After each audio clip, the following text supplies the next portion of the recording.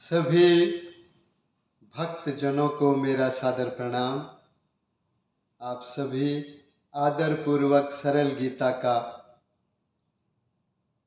अनुवाद सुन रहे हैं और भगवान 11वें अध्याय में सरल गीता में अर्जुन को बताते हैं,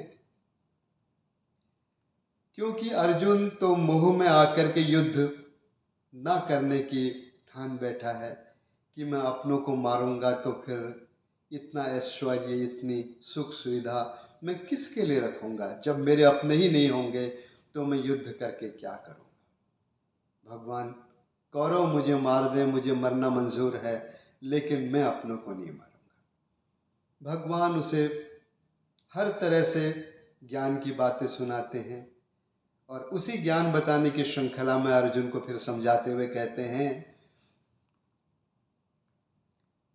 कि अर्जुन, तुम्हें युद्ध करना बहुत जरूरी है। तो अर्जुन भगवान श्री कृष्ण से पूछते हैं,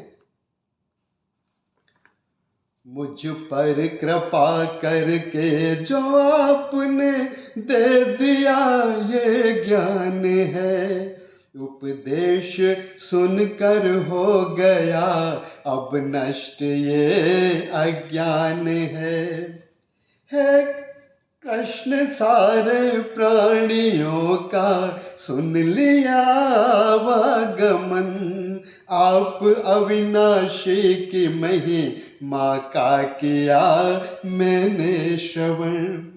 आप कहते ठीक है, दिखला दो मुझको रूप वो, बल वीर शक्ति तेज ज्ञान ऐश्वर्यशाली स्वरूप को। मैं योग्य हूँ तो हे प्रभु करुणा कृपा बरसाइए, योगेश अविनाशी वो अपने रूप को दिखलाइए। भगवान से श्री कृष्ण जी से अर्जुन कहते हैं कि भगवान, तू मेरे विराट रूप को, तू मेरे उस रूप को देखना चाहता है तो उसके बारे में तू मेरी और बातें भी सुन। भगवान बोले पार्थ मेरे रूप नाना प्रकार के, तो देख ले सब हजारों मेरे रूप कई आकार के।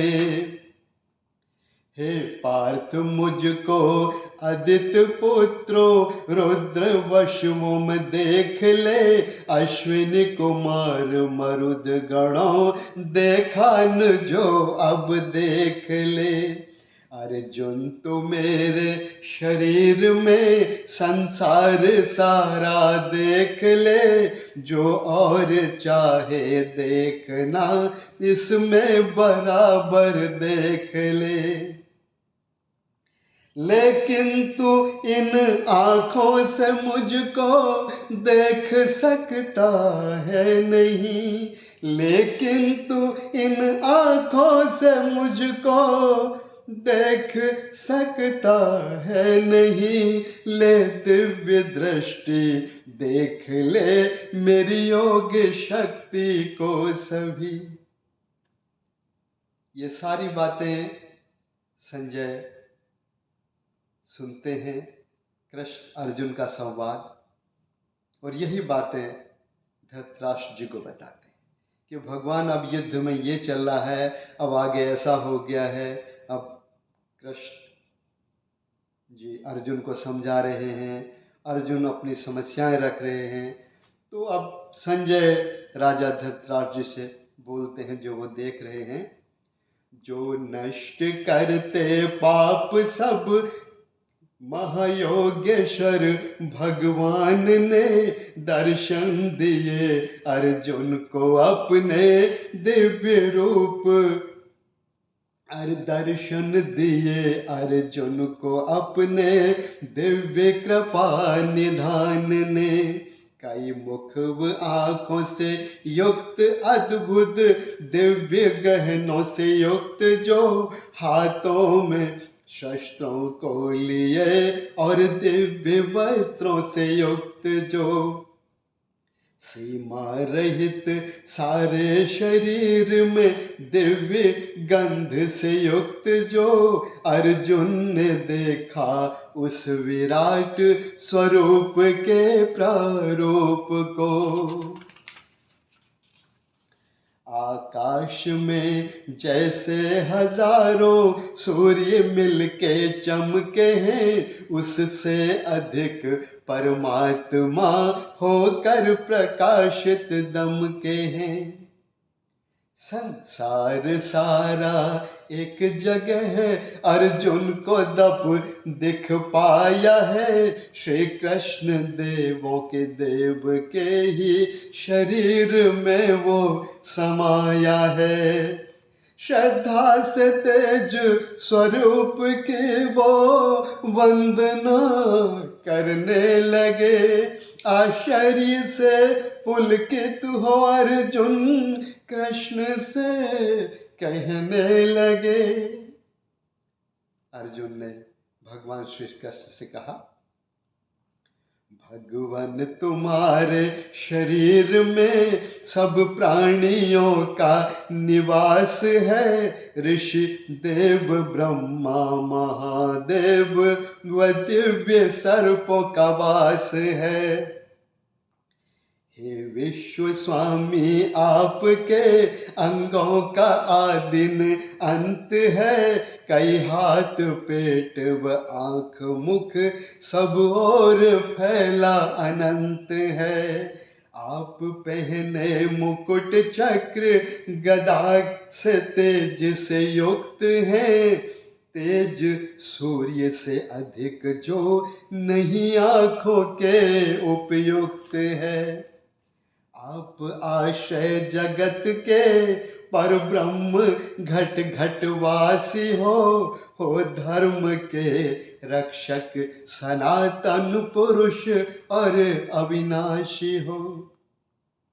शुरू बीच रहित हैं अंत के शक्तिशाली अनंत हैं। शशि सूर्य नेत्र मुखाग्नि से करते जगत संतप्त हैं। आकाश धरती स्वर्ग और सारी दिशाओं में छा रहे प्रभु इस अलौकिक उग्र रूप को देख सब दुख पा रहे।